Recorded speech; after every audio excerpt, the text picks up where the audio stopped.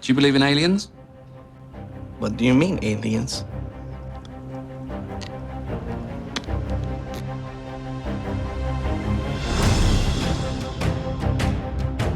I am here to discuss the so-called flying saucers. There have been a certain percentage of this volume of reports that have been made by credible observers of relatively incredible things. It is this group of observations that we now are attempting to resolve. There's always things like that going on. Flying saucers, and they've had other things, you know. What's going on up there could be the most important event in history. You're talking about contact, physical contact and proof from another system, another planet, another intelligence. I won't talk to you about what I know about it, but it's very interesting. But Roswell's a very interesting place with a lot of people that would like to know what's going on. I mean, if there are super intelligent aliens out there, they're probably already observing us. That would seem quite likely, and we just are not smart enough to realize it. Are there really great secrets that you know that you can't share with people? Yeah. Yeah, there are. And you never write about them? No. No, nothing? No. President Obama says that there is footage and records of objects in the skies, these unidentified aerial phenomenon, and he says we don't know exactly what they are. I would ask him again. There's footage and records of objects in the skies that we don't know exactly what they are.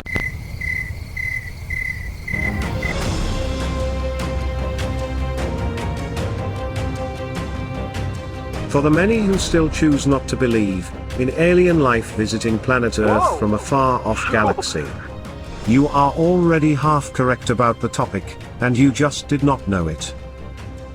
The idea that an alien civilization would travel millions of light years across space, just to visit our little blue planet, does seem rather suspicious. You would think for all their trouble to travel millions of light years through space, they would arrive here with celebration, and with open sharing of their technology, and of our own. But that just does not seem to be the case, does it? It would seem, our silent visitors prefer to catch us while we are not looking. Or even better, while we are asleep.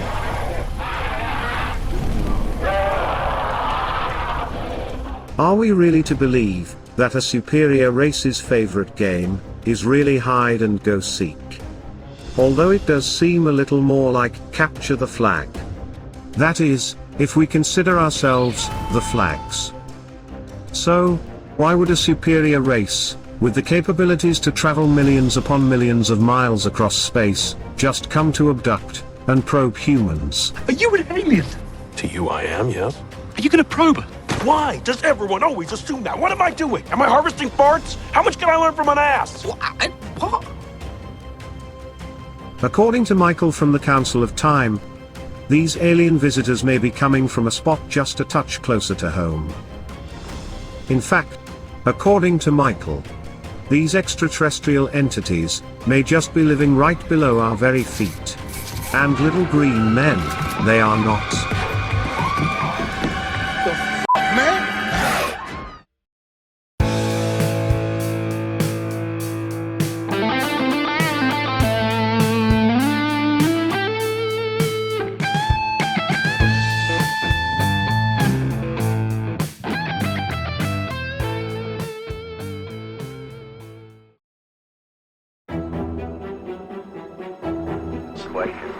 Pass off the nose again. Right now it's at about 12:30 and it's passing out in front of the vehicle. We're Tally Ho. Can you get a still imagery if you can, and any estimate on size or range? Back in the 80s, the 70s and 80s, we'll say the 90s too, but mostly 70s and 80s, a phenomena was happening. And maybe some of you remember. Now it's going to sound funny when I first say it, but a long time ago in the 70s and 80s, you had all these people that were saying, you know, they got visited by some creatures, right? Some alien species or something like that, right? And in those, these meetings or these moments that people have in their lives, these other creatures began to communicate the same thing over and over. Do you guys know what that was? Do you remember what that was? In just about every single case, all these creatures were communicating that mankind was destroying the planet. That's what they were saying. This was a huge theme. Well, it was in the late 90s, 2000s. But it's almost like hardly nobody heard this at the beginning. And they just kept saying it. You guys are destroying the planet. You must save the planet, save the planet, save the planet. And then all of a sudden, the generation of kids grew up. They're about maybe 50 to 70 years old right now. They grew up, and in their minds, they wanted to save the planet. Now, some of this was overwhelming for children. Even that it was recorded to happen in Australia.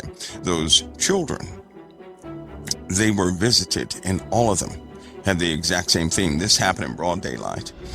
This had lots of witnesses, and this was in the daytime on school grounds, and something landed, and some creatures got out. Same thing happened in Russia. Same thing happened in the USA. Same thing happened in South America, right? All during this time, somebody was landing. No words were exchanged, but all the kids who were, I'd say about no older than 11 years old, every single last one of those children received a communication that we have to save the planet. We have to save the planet, right?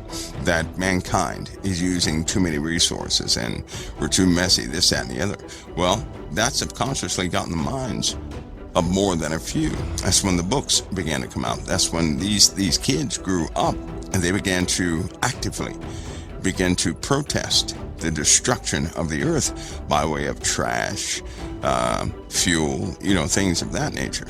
And so look where we are now. It's a international discussion.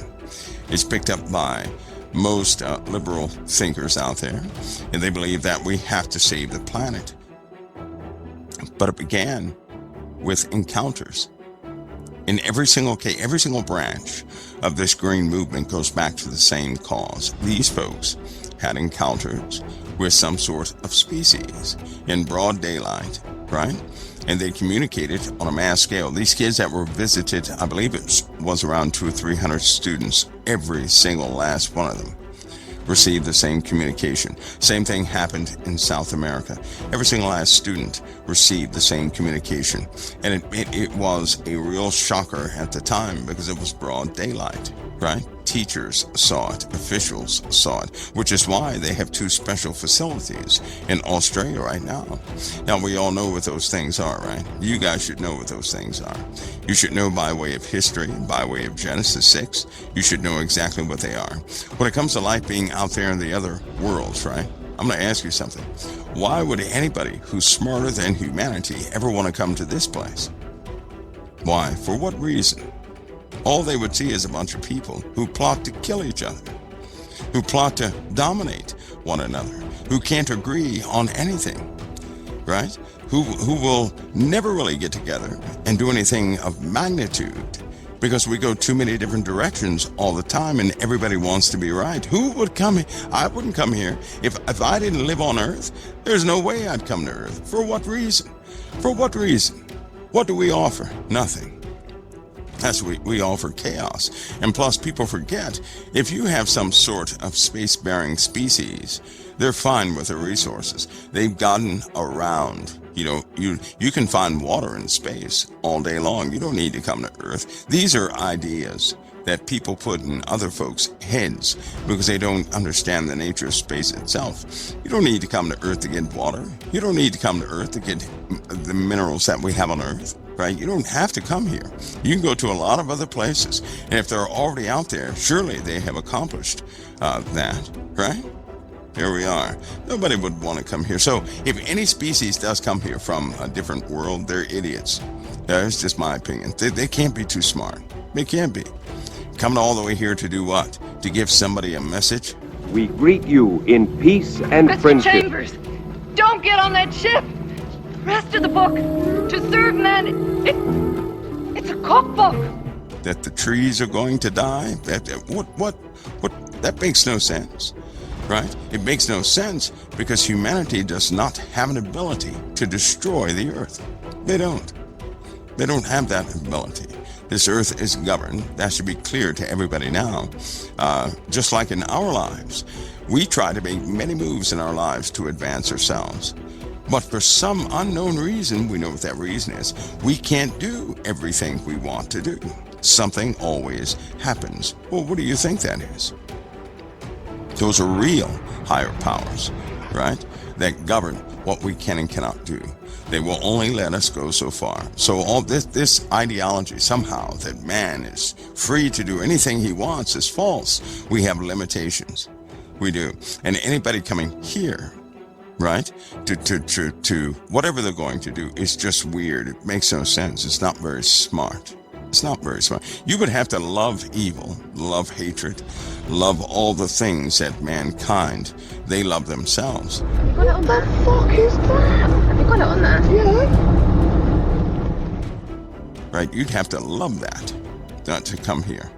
Not very smart. You'd have to be an idiot to come here from being out there. I'd rather live on the sun, right? I would. I'd rather live on the sun. So, that doesn't work. But all this green stuff goes back to these visitations. All of it does. Every single last bit of it does.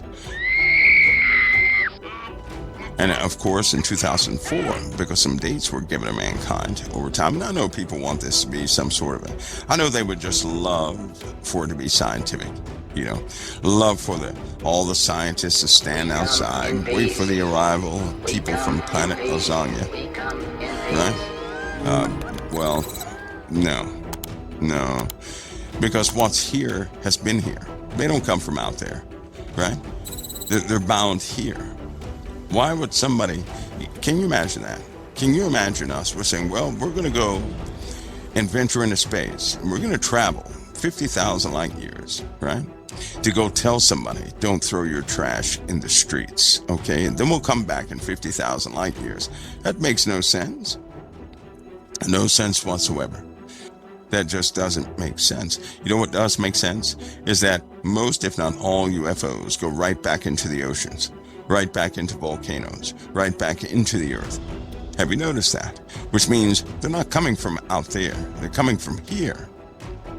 That's where they're coming from, right?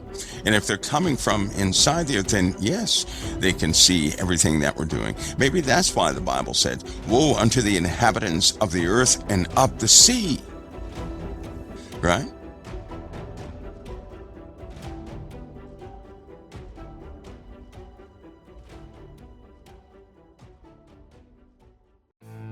This has been the Confidential Report. For even more stories like this one, make sure to subscribe to our channel today. And please show your support by clicking the like button on this video. For even more stories and news you deserve to know the truth about, follow us on Facebook and Twitter. Thank you for watching the Confidential Report.